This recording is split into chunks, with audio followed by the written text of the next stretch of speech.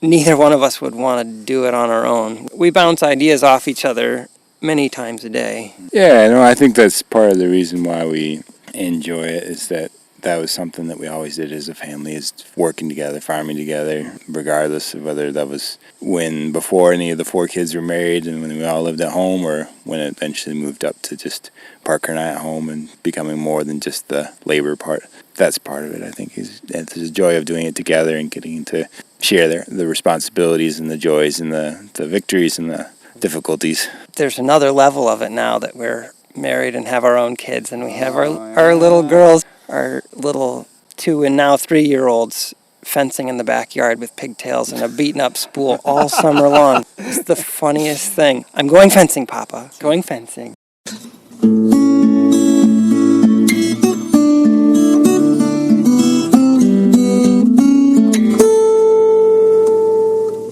Welcome to the 349th installment of Ear to the Ground, the Land Stewardship Project's podcast on family farming, regenerative agriculture, community food systems, and local democracy. I'm Brian DeVore, editor of the Land Stewardship Letter. I first visited Dan and Bonnie Beard's dairy farm in the mid-1990s while doing a radio piece on their use of USDA conservation programs to support their rotational grazing system. Tucked away in the middle of the rugged, driftless region of northeastern Iowa, Canoe Creek Dairy has long been known as a pioneer in utilizing innovative grass-based systems to produce milk. When I first visited the farm, I was struck by two things. Just how incredibly hilly this land near the community of Decorah was, and the fact that the Beards had retrofitted an old hog farrowing building into a New Zealand swing-style milking parlor. When I returned to the Beard farm this summer to attend an Iowa Organic Association field day, it was clear some things hadn't changed.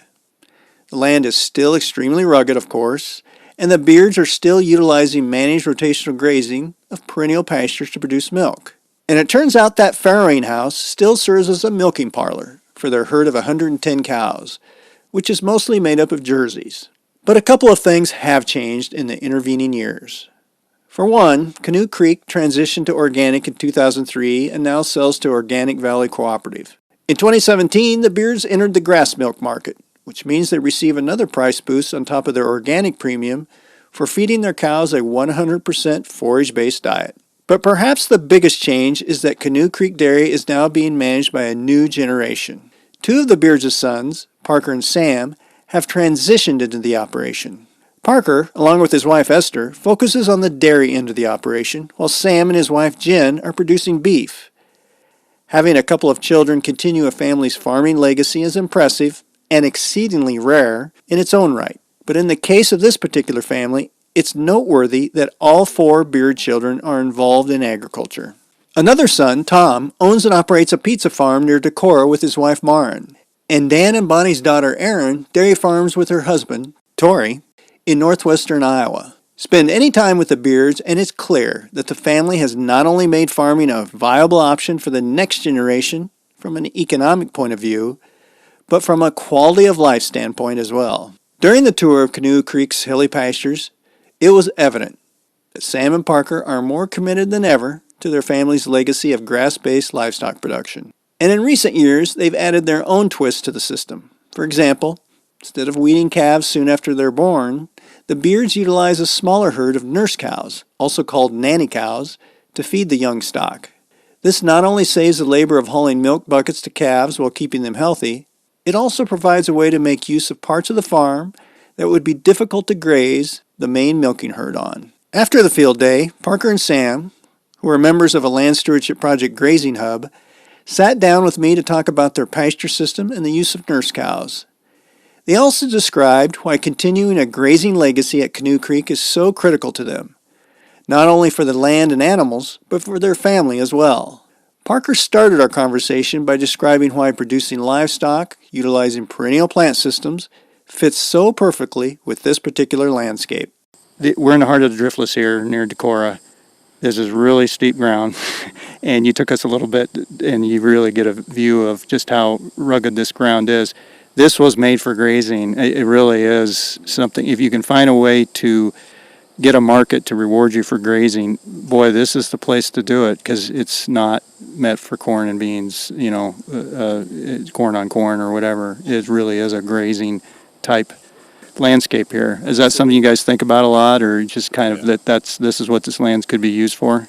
And we are supporting, this farm is supporting 3 families directly, and we do have some hired help, and so we're very fortunate with the help we have, and young people who are excited and very much a part of what we're doing. And so we're supporting them too.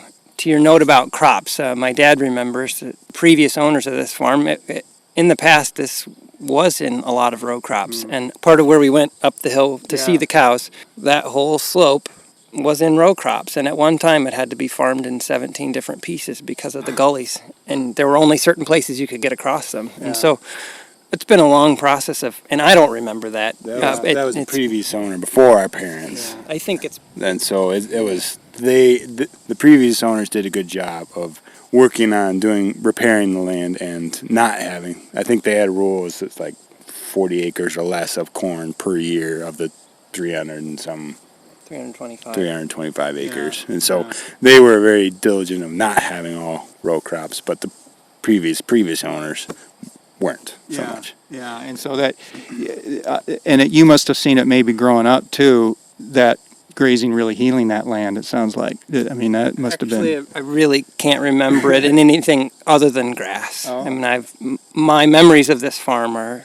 a grazing farm, and to me, it feels like that's what it should be. If for some reason we quit milking cows, it would be goats or sheep or stockers or beef cows. So I think grazing is in our blood, and this farm's blood too.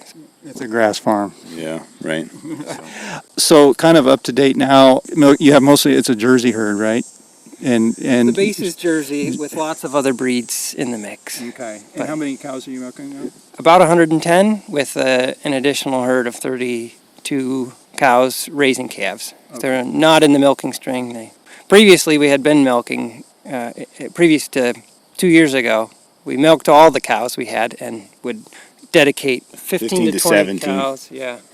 For feeding calves. Yeah. Let's talk about that. That's something that we went over and looked at, the nurse cows, I guess you call them. But talk about that, why you kind of went to that system and how you have that set up. And people might not be familiar with that at all, because it's, they're used to just weaning them right away and all that. But what went into the thinking behind that, and what the advantages are, and maybe some of the challenges is using a system like that. Since we're grass fed, something that really benefits our calves is feeding them milk for longer. So we don't, typical weaning age is 6 weeks or something like that. For us, we feed our milk to our calves. Before we use nurse cows, we feed milk about 10 months, or 8 to 10 months, let's say. That means we need when we would feed them, we would milk the cows, haul the milk out to the calves wherever the calves were, which sometimes was miles away from the milking parlor. Mm-hmm. And then sometimes it was in the wintertime and it was freezing. And so sometimes you'd be handling 10 to 16 5-gallon buckets out of the parlor into the whatever pickup utility vehicle, into the feeders for the calves, and then you're moving the calves every day. So it was hours. I actually saw buckets hanging in that barn, and I was like, oh, there was a lot of labor that went into that. Yeah, so it was just, and I did a lot of that, and I enjoyed it because the calves were doing really well on that. But I was just getting so my back was hurting, and it was carrying that many pails, doing that much that often. My wife wasn't able to help us as much because we had our first baby, and my mom was she started feeding calves that way, and that's how we got into feeding calves that way, but she was getting not as able to do it, or not wanting to do it as much, which makes sense. And so we just kind of felt like we needed to change something to make it more manageable labor-wise to take care of the calves. And we had resisted the idea of nurse cows because we kind of thought we could do it better, and we could grow the calves more uniformly and do it better almost. But we kind of felt like we got to the point of hey, maybe something has to give. Yeah, something had to change. So nurse cows or nanny cows, some people call them, but it's a cow dedicated to feeding calves, and often I think most of the time the calves she feeds are not her own, but they're grafted on. through a process of separating them and giving them time to bond. Sometimes it's very simple and sometimes takes a little more attention and coaxing, depending on the cow and her attitude and the calf's persistence and lots of factors. But last year was the first year we did it. We had 23 nurse cows and an average of 2 calves per cow. A few had just one if we wanted to make sure we didn't push the cow too hard or set the calves back by not giving them enough milk. So basically matching calves to cows as they calved. And this year we have 32 nurse cows and about 63 calves, all in one group. And the calves vary in age from, they were born over the span of about 6 weeks, probably, or more than that. So they vary some in size, but they, as soon as they were bonded in individual pens, we got them out on grass and trained them to electric fence, and very quickly went from 2 strands of polywire down to 1. And when they seem to respect that pretty well, then they're basically ready to be mobile, and we use them to graze the fringes of our farm, all the areas that are not as good a quality feed and not as easy for the milk cows to get to. So you have it's like it is a 2-to-1 ratio basically. Pretty much. So that works out pretty good. We saw that group over here. That was the group you're talking about. That's an interesting angle to it too. Is then you can use the calves to use that group to graze those areas that. Yeah, maybe it's just not worth it for the milking herd kind of thing. I hadn't really thought about that, but it's just another way to make use of that land a little bit. I think the nature of this farm, we talked about it being really rugged, and so there are lots of open areas, but we also have lots of woods and partially forested pasture, and so we have ended up grazing a lot of that with the nurse cows. And it's not that the nurse cows need lower quality feed, and so I think part of what we're making them do is they're working harder than the milk cows are in a way. Because they're having to eat lesser quality feed, but at the same time still feed or still milk quite a bit to feed those 2 calves or however many calves they're feeding. Because we try and keep it to just 2 calves, but there's lots of times if a cow's got milk and there's hungry calves, there's 3 or 4 or 5 calves trying to get on that cow. So it's not limited to just those 2 calves necessarily, even though that'd be the most ideal, probably. What we really like about the nurse cows is that, and grazing these more marginal acres, is that they eat quite well and they graze more effectively. And I guess conversely, what we dislike about the dairy cows is that they can be pretty picky. They're, in a lot of ways, the most frustrating group of animals to graze. I would rather graze bulls and heifers and nurse cows than anything else, because we can trample, we can ask them to graze weeds, and eat little shrubs and trees, and they do it quite willingly. And maybe that's partly because we're very much still fine-tuning. We should figure out how to push them less hard so that they maintain body condition better. They're working quite hard, but they're also achieving other goals for us, which is managing more marginal acres that we're not willing to take the dairy cows to. Is it also the cows they're just giving milk a lot, so they are more picky about their nutrition? Is that part of it too, I wonder? Well, I think a lot of people would say that the nurse cows are equivalent in how hard they're working. I mean, a dairy cow, I guess one difference is that the milk cows are walking further.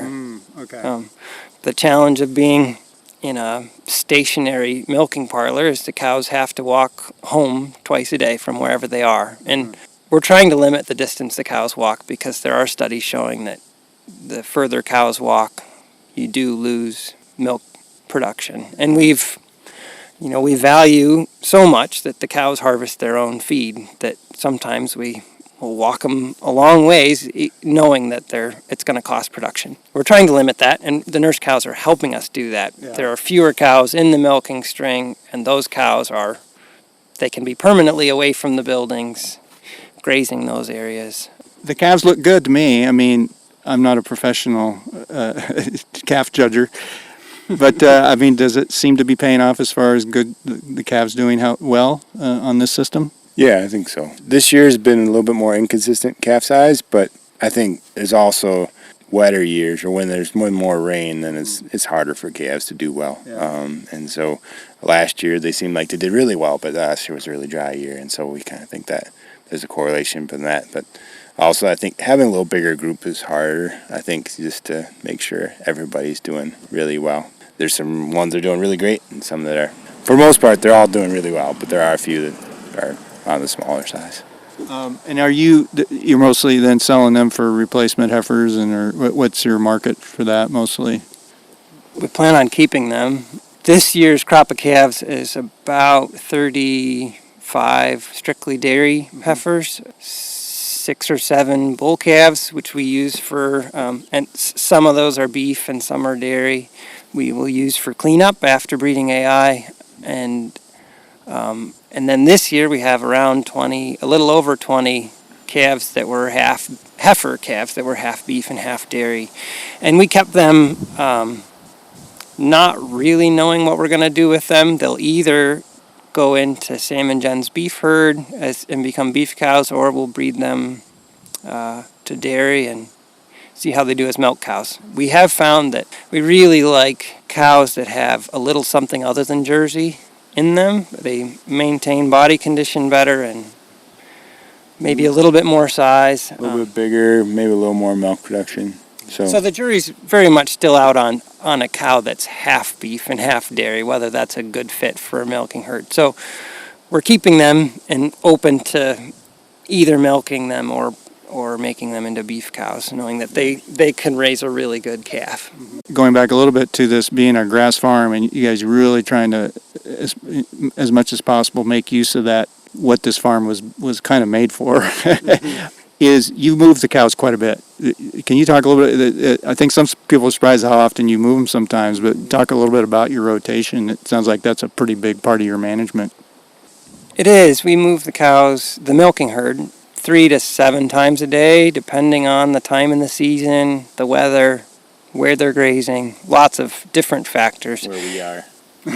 Yeah, what we're doing. A lot of times our wives move the cows if we're out baling hay in the middle of the day, but at a minimum we move them but after every milking and once in the heat of the day. So we don't have any housing for the cows, so there's not really any option for them to come back and lay down in a free stall or a bedded pack. So we find that moving them, and sometimes that involves moving them to, like, giving them access to water and giving them shade, giving them fresh grass at the very least. It stimulates more eating and ruminating, and we're not confident that this management is effective, but it seems the best way we can try to keep our cows eating. So in grass-fed production, one of the most important things is to keep the cows full. Yeah. And they need to eat a lot. They've got great big wide bellies, and you know, a grass-fed cow is need to eat a lot of grass, and they need to be busy all the time. Not all the time, I shouldn't say that. A ruminant needs to spend about 8 hours grazing and 8 hours ruminating and 8 hours resting. And sometimes I wonder if we push them too hard. If the cows are occasionally we'll go move them and they're laying down, and well, they say, just let us be for a little bit, you know? Having a good nap here. Yeah. So I think part of what stimulated that many times a day moving is that we don't have a lot of water in paddocks. So when they're close to water, we would much rather have them shut out, away from water, give them access to water and shut them back away from water than give them permanent access where they would just walk back and forth or walk back to a water and stay there. Yeah. So I have jokingly said this before, that I think our intensive management is in a way the same thing as poor management. I mean, a better choice would be to invest in water systems, and we're in the process of doing that, and we have at times had more water infrastructure, and it has gotten worn out for one reason or another, and we pretty much make do with what we have. We have used a mobile water wagon and at times, and lots of different things, but we sort of stick to moving the cows 3 times a day at least. Mm-hmm. And we found that in the heat of the day, even if they're hot and unhappy or if they're full and laying down, giving them fresh grass stimulates more eating, and they'll go at it for a while. Well, I'm wondering if that really helps build the soil health too, because you're moving them you're spreading that manure more, the disturbance, and you're not wearing out those paddocks. I mean, have you noticed that at all? If that's helping that kind of build the soil health and the forage quality a little bit? Yes, I think so. I think part of the downside of the milk cows is that when they have to go home twice a day, lots of times they take their poop with it and then they poop in the barnyard instead of in the paddock. And so moving them does help stimulate that, and then they get up and they poop, and then that stays there. But yeah, that was the idea in moving them more often, is that would be more trampling, more manure spread, more urine, and that they would be building soil health. It depends. Sometimes it's really helpful, and sometimes it's not sure. We hope so. Yeah. I think in a lot of ways we're our own worst critics, and we have a hard time seeing the improvements that are being made over time. And I still wonder, we haven't done much soil testing, and we've also wondered about compaction in places. It seems like we have untapped yield potential. It seems like the way we manage should be producing better yields year after year. We might be. Yeah.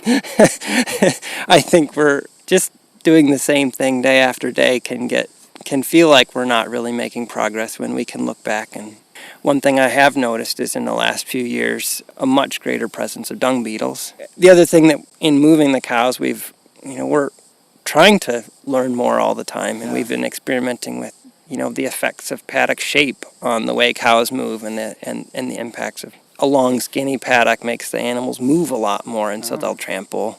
I definitely talked about being annoyed at the dairy cows. It's the hardest group of animals to build soil health with, because they eat what they want and they'll stand there and fuss until we give them more. And so if we want milk, it almost feels like we have to choose between doing our best to get production or managing to improve soil health. And so that's kind of the beauty of having different groups, so we can be really encouraged by what grazing heifers does, because they do an incredible job of eating and trampling, and we see the effects seems like greater effects on soil health. The milk cows are just a challenging group, but I think that they're still making progress.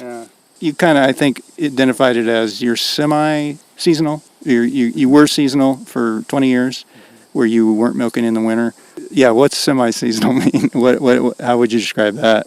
We did calve all in the spring. That's the spring seasonal. And now we've been a little bit more lax. And so we have a few more calving throughout the summer and into the fall, and then a few calving in the winter too. And so the idea with that is that we'll have a few more fresh cows to help us have enough milk to milk through the winter. And so our co-op, they like each pickup to be at least over 1,000 or 1,500 pounds. And so we like to, when we get down to 30 or 40 cows, sometimes we haven't had a problem staying over that, but Late lactation, they don't milk very much. Yeah. So it's helpful in helping get a few cows through the winter to have a few fresher ones. And so we are still predominantly spring seasonal, but there's a few that, for whatever reason, some of them just didn't settle right away, and then we kept them anyway when we would have usually sold them in the past. And so in some ways we're just not calling as hard, and then having fresh cows later in the season to help carry the production through. Yeah, there are lots of reasons we did that. The main thing was for a milk check year-round. I don't know how my parents did it when they were in charge and being seasonal. I mean, it was definitely a choice for quality of life, but in some sense, I think that it just concentrated their stress over 10 months instead of 12. And there was still stress when they were dry, because they were still paying bills with no milk check to offset it. As our families got bigger, Sam and I got married and started having kids, the pie needed to get bigger. And so one of the easiest ways we thought that could work is to not be as strict about culling purely based on a seasonal schedule.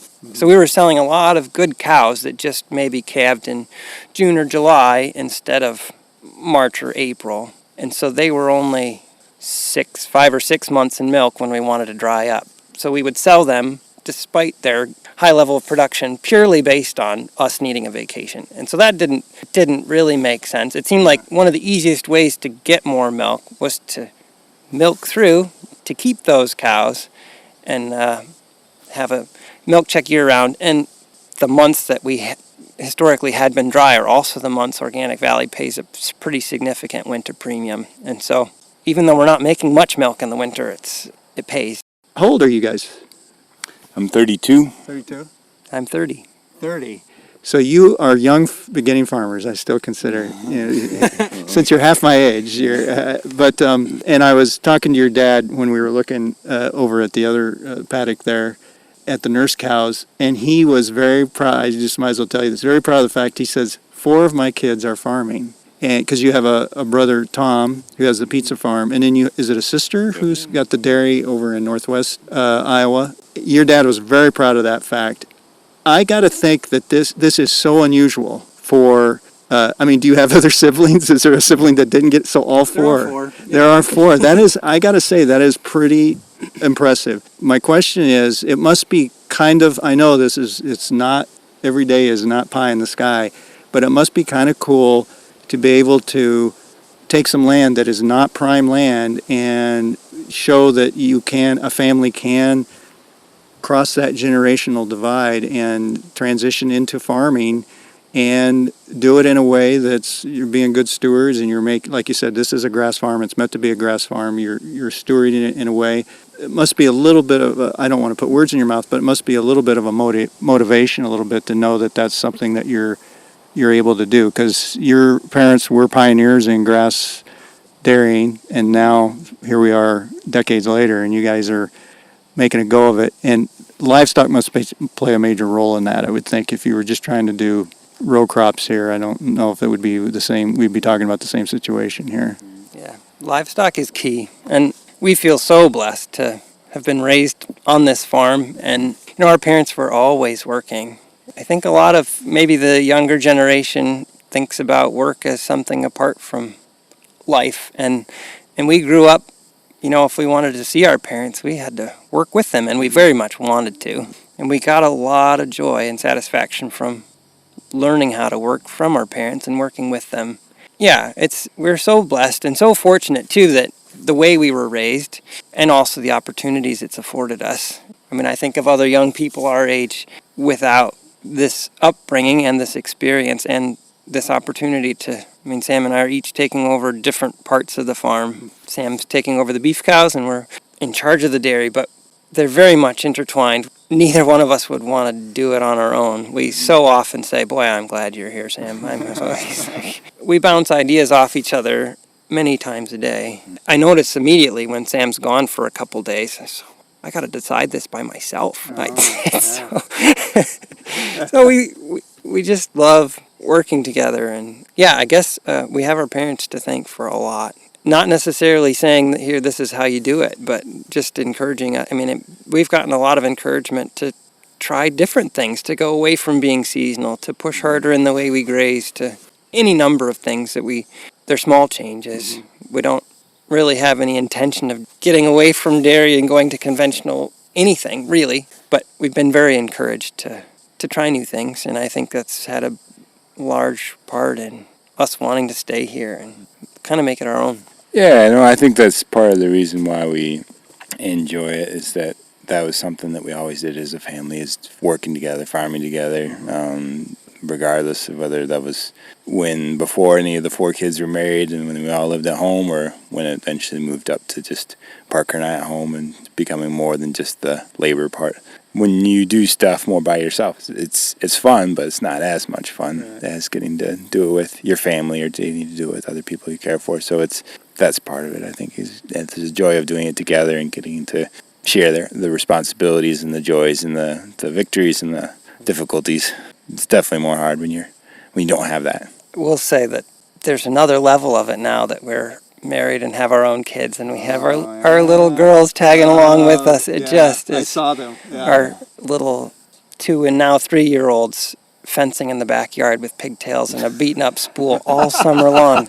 It's the funniest thing. I'm going fencing, Papa. Going fencing. It's really special now to have our own kids and thinking about this relationship between life and work. And we wouldn't see our kids if we didn't take them along, and that's what they want to do. They want to be a part of what we're doing, and they have already have this deep love of the things we love, animals and the land and being outside and working together and good food and family. Yeah, it's pretty sweet. Hosting this field day, I know it can be a hassle to host a field day, and it can be stressful. It is so important. I met a handful of beginning farmers who are in various stages of either starting a farm or transitioning. Maybe they're working with another farmer and thinking about transitioning into their operation. And for them to see that it can be done, not that you guys are the ultimate success story, but you are plugging away and doing it. I think that is so, because people need to see other examples before they believe that it can be done. And it was really important, I think, for them to be able to kind of see what you guys are doing here, and that you are able to do it with livestock, with dairy, on some pretty marginal farmland. Yeah, thanks, Brian. And it really is. That's pretty sweet of you to say. And we have so many people that we're always learning from other farmers, and we love to go. If anybody's having a grazing field day, it's like, oh, let's go see what they're doing, and try to glean something from what other folks are doing. So it's sure a continuous process of learning, and the sky's the limit. We really, it feels like more often than not we say, what are we doing wrong? That comes more often than, wow, we got that right. That doesn't happen very often. I think, Sam, you'd said earlier, every year there's some success or some innovation that we come up with, but then every year there's a challenge that comes along with it too. It seems like last year was dry, and so adapting to adding more pastures, and then this year it was really wet. So like trying to utilize. Okay, so the grass is really growing now. How do we make more hay, or do we not graze as much? Because last year we had to graze everything, and so it's every year's a new challenge, and it's part of the joys, but part of the difficulties of farming too. So that's for sure.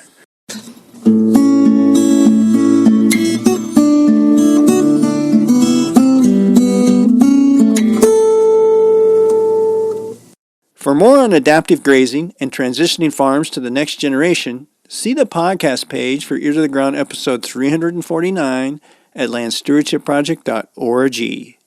If you have comments or suggestions about this podcast, contact Brian DeVore at bdevore@landstewardshipproject.org, or you can call 612-816-9342.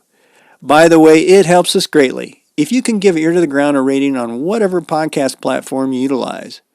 And word of mouth is the best way to spread the news about our podcast. If you like what you hear, tell at least one person about LSP's Ear to the Ground. Thanks to Laura Borgendale, a Western Minnesota musician, for Ear to the Ground's theme music. And a special thank you to all of Land Stewardship Project's members who make initiatives such as this podcast possible. If you're not a member, visit landstewardshipproject.org to learn how you can support LSP. Thanks for listening.